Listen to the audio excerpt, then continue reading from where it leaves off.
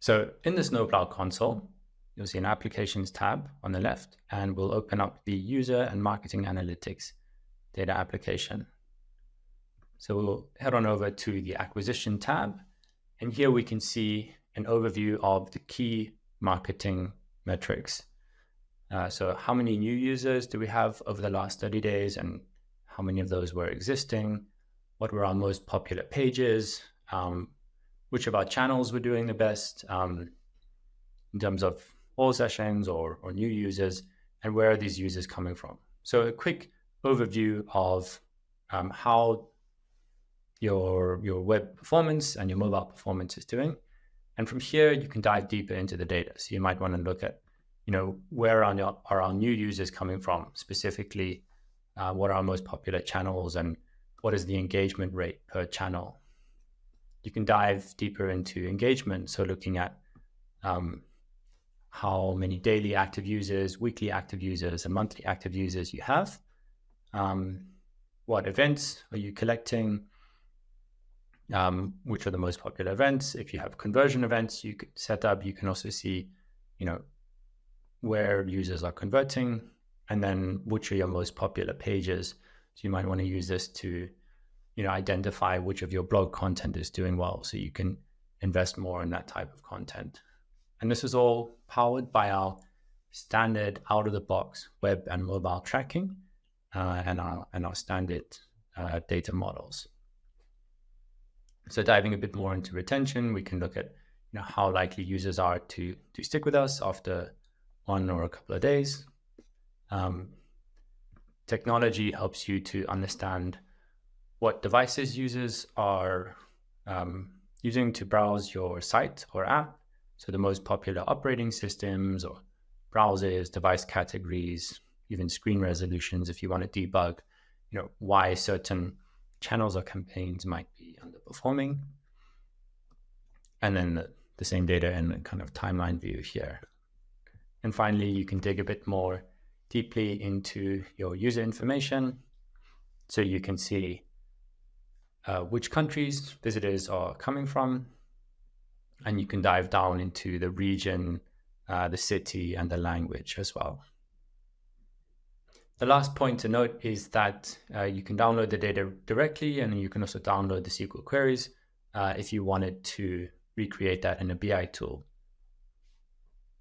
Next, I'll show you how you can actually explore this data via a semantic layer. So we'll take this same data set and explore it in Tableau via AtScale semantic model. So we're going to hop on over to the GitHub repository of the Snowplow Digital Analytics AtScale model. So this is a public repo. Anybody can access it.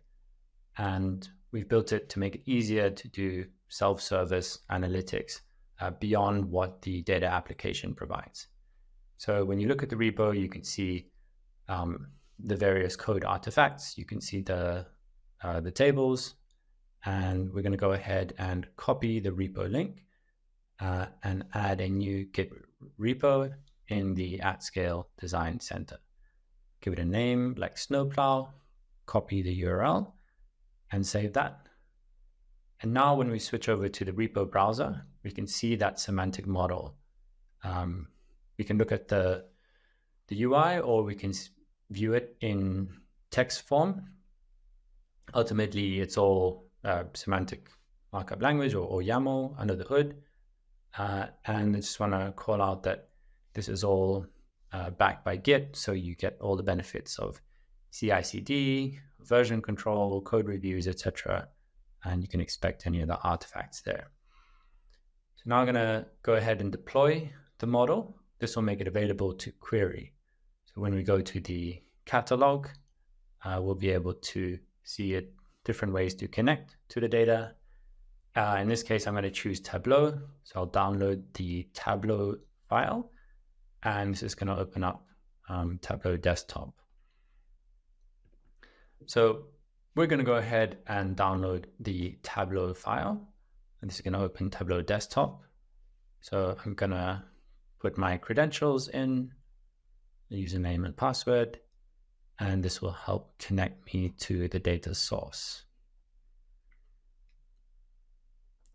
So this is now going to go ahead and query the warehouse. This is in Snowflake, but it doesn't matter where it is, really. And we can see this beautiful dimensional model laid out here. So we can see a number of events that we can choose. We can see some date attributes and hierarchies, sessions, ratios, and I'm going to go ahead and click the purchase event.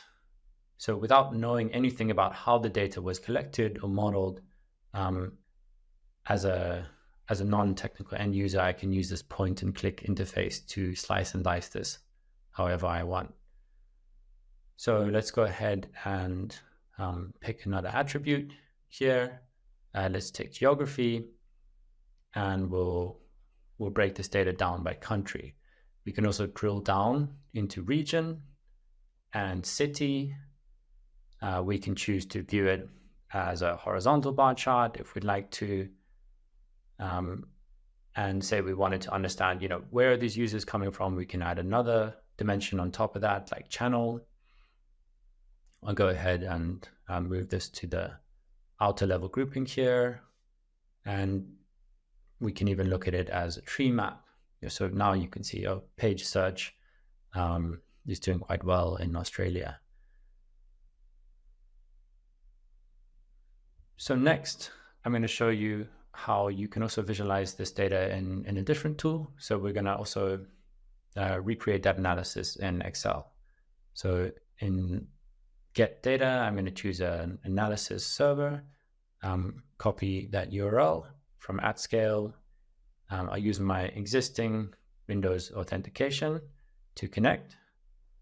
And this is going to connect to that same database that we saw, and build a lovely analytics cube.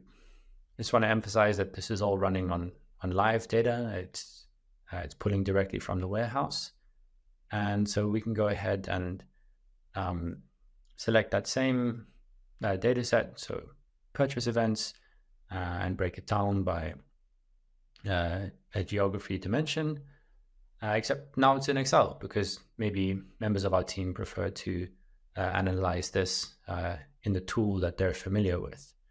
So the semantic layer really helps to unlock the capabilities of Snowplow Analytics, and let your users really self-serve and get to the insights that they need.